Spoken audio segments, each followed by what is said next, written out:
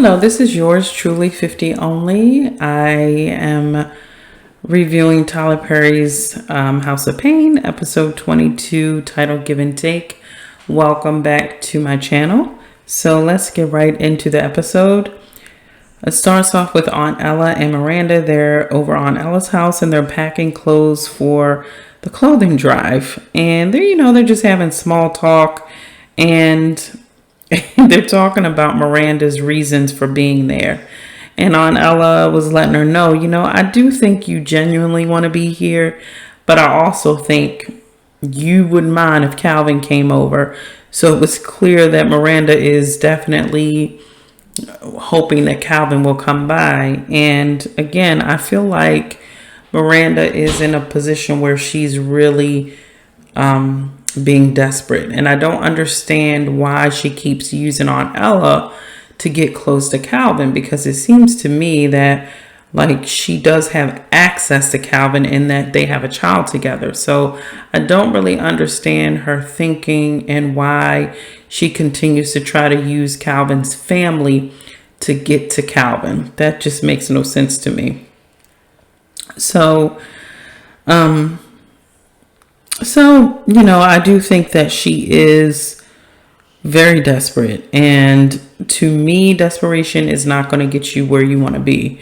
So I think she's probably going to learn that the hard way. I still, I've been saying it for all my episodes. I really don't want her and Calvin to get back together, but I don't write the show. So I don't know how they're going to, what they're going to do with it. So after they started talking about that, then Aunt Ella was looking and she was like, there's another box that's on the front porch. So when she goes to open up the front door, who's standing there? It's Lisa. Lisa is Malik's girlfriend. So Lisa tells Aunt Ella that Malik put her out and that she's going to have to stay with Aunt Ella. So Lisa also said that she was on the porch for hours after Miranda asked her, how long have you been standing out there? And so Lisa said she didn't have anywhere to stay. And Aunt Ella was like, she offered her a cot at the help center. She was like, that's a nice place for you to stay. And Lisa actually refused and insisted on staying at Aunt Ella's. And I don't know if Lisa is just that adamant or concrete or can't see what she's doing. I don't know, or if she's just that bold. But to tell somebody that you're not going to take the help that they want to give you and then to insist on staying in their home, I thought was pretty bold of her. So, which speaks of Lisa's personality. I'm not sure yet. We don't really know enough about her, but it's going to be interesting to see when they unpack who she really is. So Aunt Ella calls CJ and on the phone, and she's like, you and Malik, I need you to come over because we need to talk about this. Lisa's over here. We need to figure out, I need to talk to you. So basically, Miranda took Lisa in the kitchen to get her something to eat. So while they're in the kitchen, Miranda asked Lisa what happened. And she said, Lisa told her that it was over. They got into a disagreement, her and Malik, over her switching the channels. Lisa also said that Malik told her when she moved in there, she could do whatever she wanted. So then Aunt Ella was like, let me get some more clarification. So she asked Lisa, she was like, so did you sashay over to the TV? And then she was like, no, I just walked over there. She's like, I didn't sashay. She also said that Malik told her that she could watch all her shows when she moved in there. And so she said Malik told her to get out, and she took her stuff and left. Now, granted, let's be real. Everybody has their own perspective. When you're telling a story, it's interesting when people tell stories, or when you're telling other people a story that happened to you. You have your perspective, and it's usually going to benefit you, or it's going to lean more towards you want empathy from people for yourself, as opposed to really being able to tell the story in a neutral way. So it's funny how when Lisa's telling this story, she's making it seem like she's a victim. And it's interesting how we do that when we want people to feel sorry for us. And a lot of times we do it and we don't even realize it. It's just human nature.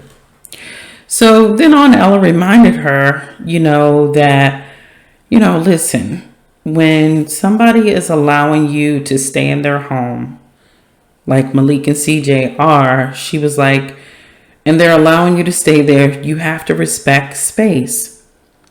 So then, she listened to Aunt Ella. So then Uncle Curtis, he was out back doing stuff in the yard, and he came in and asked for something to drink. And it was funny because Aunt Ella had already put lemonade out there for him while he was out back. He just didn't realize it, or he didn't notice it. And notice the juxtaposition between what's going on with Aunt Ella and Uncle Curtis. That little interaction, the fact that he didn't even notice that she put the lemonade out. He came in asking her to get something for him. She already knew. She had it out there, but he didn't even see it. So it's interesting. This whole thing boils down to communication, and I'm going to talk about that a little bit later on in the video. So CJ and Malik come over, and they're out back talking to Uncle Curtis. And CJ tells him that the reason why, they're over here on Ella Wants to Talk, they figured out that Lisa was in there because Uncle Curtis was telling them that, they all look mad, like men are the worst things in the world, and Lisa's in there. So Malik is like, okay, so this is where she came. So then CJ proceeds to tell Uncle Curtis the reason why Lisa's upset is because Malik took the remote from Lisa and changed the channel. Now, did you guys remember last week? Malik did not take the remote from her and change the channel. He just took the remote from her, but when he looked at her and saw how upset she was, he gave it back to her. So I don't know why CJ said that he changed the channel, because he didn't. So that was one thing. Now I think that was just I think that Alan Payne, the actor that is CJ, I just think he forgot the line, and he just said that. So Malik and CJ go in the kitchen, and they're standing there. Aunt Ella, Miranda, and Lisa's there, and they're kind of like looking mad. And then Aunt Ella asked why. He was like, why did you put Lisa out? And Malik was like, I didn't put her out. He said, I just had an issue with her changing the channel, which is exactly what it was. And Lisa got mad and left. And so then Miranda chimed in and said, you just let her leave. And Malik, and then she says, she's pregnant and you should be, you need to give her some leeway. And she just kind of went on this tangent about, what is it with these men and this family? You just let the women leave. And, she was going back to the whole thing when her and Calvin, at the very end of the season finale, or the series finale of the original House of Payne, that very last episode, she just left. She walked out, and Calvin just stood there. He didn't go after her or anything. So she was making reference to the fact that, if you really love somebody, you don't just let them leave, you go after them. Again, that's her perspective. That's her, again, trying to, as I said, when you tell stories, you want people to empathize with you. So you want to kind of portray yourself as a victim if you're not able to see all sides. And a lot of people can't. I notice when people tell stories, it's hard for them to be able to kind of see it from all perspectives. I'll put it that way. So, then Miranda also said, that putting Lisa out and letting her leave is the same thing, which is not true. Again, I don't agree with that. I don't think that just because Lisa got upset and left, that was Malik putting her out. And and because he didn't go after her. I don't know where that logic, or I don't understand that logic, because Malik, not at all, did not at one time tell her she had to leave. She was the one that got upset. She was the one that made a decision to walk out of the house. So I don't really know why she thinks that way. And my question is that a common way that women think? I don't particularly think that way. I don't think that, just because he didn't go after her, or just because he let her leave, that it was the same thing as putting her out. I mean, one is a choice. One is one is a choice. One is not a choice. So that's why, to me, it's not the same thing. She made a choice. She wasn't forced. So anyway, so after that, Malik and Lisa, they began to kind of like, Malik was looking at her and he was like, I'm sorry.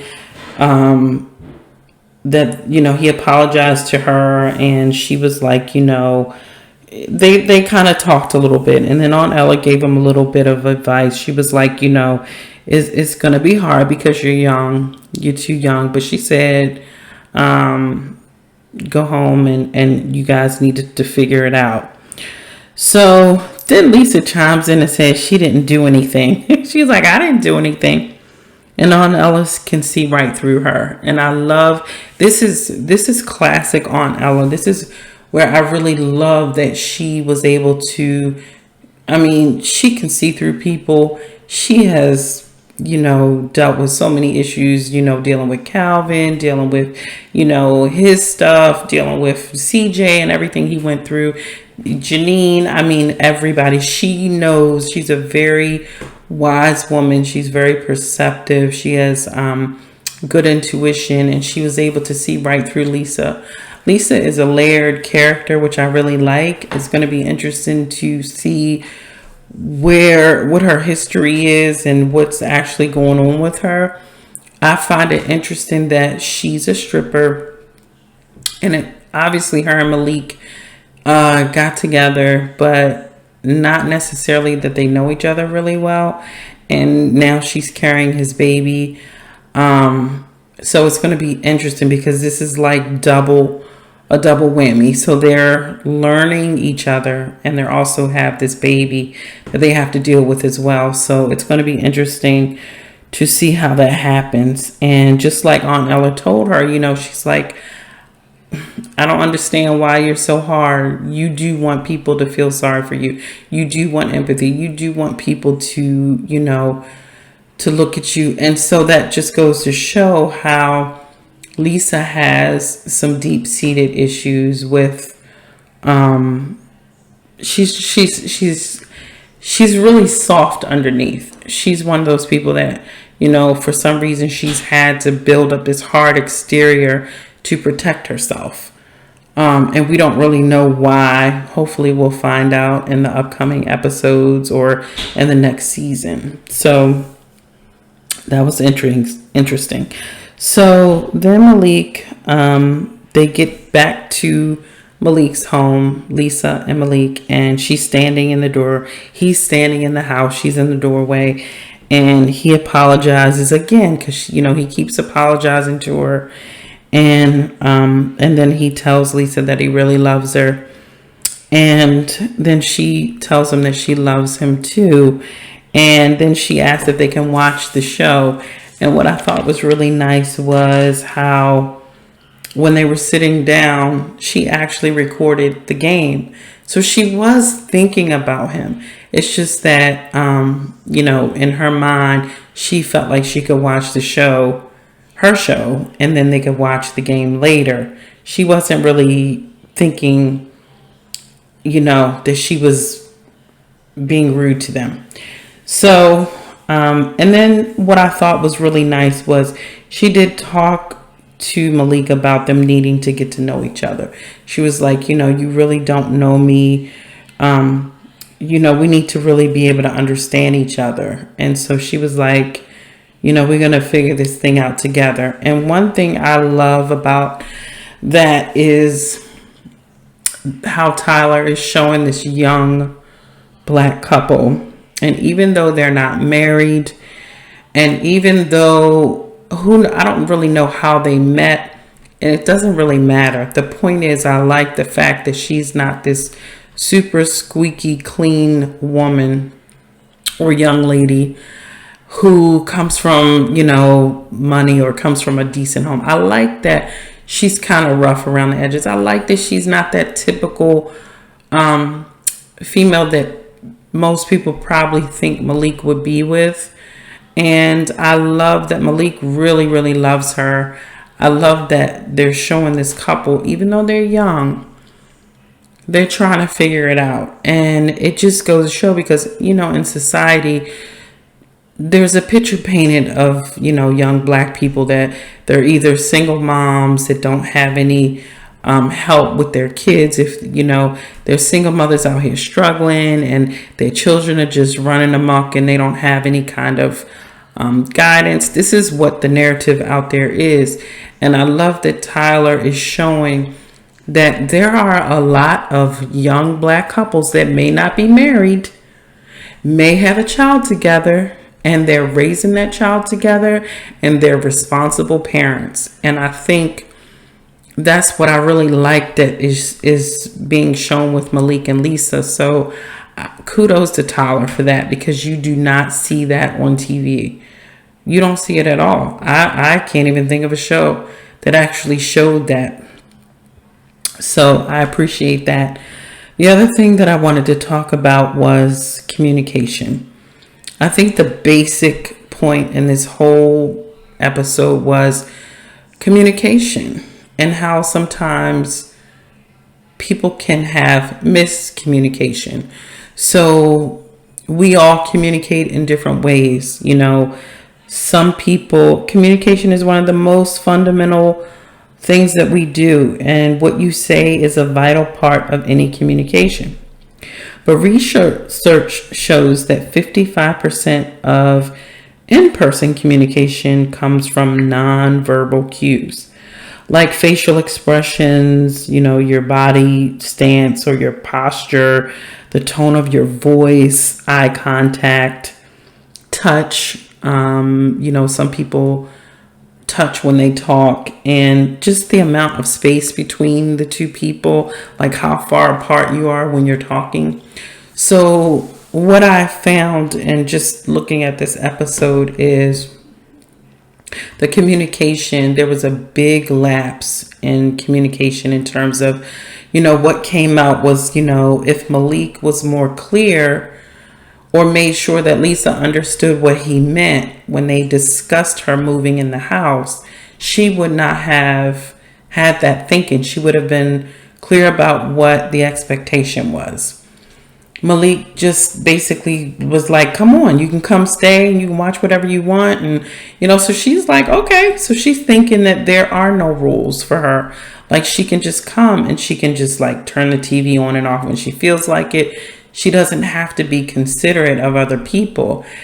And I know that some people might say, well, that's she should already know that. That's basic. She should already know how to be considerate, but maybe she was never taught. And that's why I think it's good that they're going to unpack Lisa's character a little bit more. We're going to find out why she's the way she is. And we can't assume that people know. Like some things that we may know, other people may not, or something you might think is, well, she should know that, or he should know that. Everybody is not taught. We all come from different backgrounds. We all come from different upbringings, and it's different. You'd be surprised at the small things that are very different. It could be something as simple as, washing dishes, and some people, like what they do with the washcloth, or, how they put the dishes away, or, how people, everybody has different things. Some people take baths, some people take showers, some people take a shower twice a day. It's different for everybody. Some people only brush their teeth once a day or at night, or some people brush them in the morning. Some people do it twice a day. Some people do it multiple times after every meal.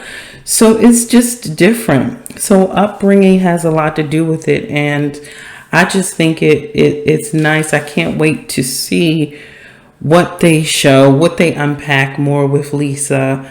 And I'm hoping that she really is pregnant. I will say she uses that pregnancy almost as the excuse or to make people do things for her. So I'm hoping she is. I hope this is not like a lie, because she has already shown that she can lie when it's convenient for her. And Malik comes from a good family and she sees that. So it's going to be interesting to see if she really is pregnant. I hope she is, like I said. If she is not, it's going to be interesting to see how they handle her in the upcoming episodes. And again, I miss Janine. Don't really know where she was. She's been missing for the last few episodes. Haven't seen China or Jasmine. You know, China's the actor. So it's going to be interesting. Hopefully they'll be in the next episode. I'm not sure. But you guys let me know what you think. I mean, again, I enjoyed the episode. I thought it was good. Again, I love that, you know, they are really showing more of Malik, more of Jasmine in terms of like what's going on in their life. I do, however, think they need to incorporate something concerning the twins, because you almost forget about the twins. They don't really emphasize them that much. So I think they need to have some sort of story around them where they're actually talking and not just sort of like there. Because the way they have them in the show, it's almost like they're props. They just kind of be there. So that's it for this episode. I hope you guys enjoyed it. I did. And please comment, like, and subscribe, and let me know what you thought of the episode. And I will see you in the next episode. Have a wonderful day. Bye.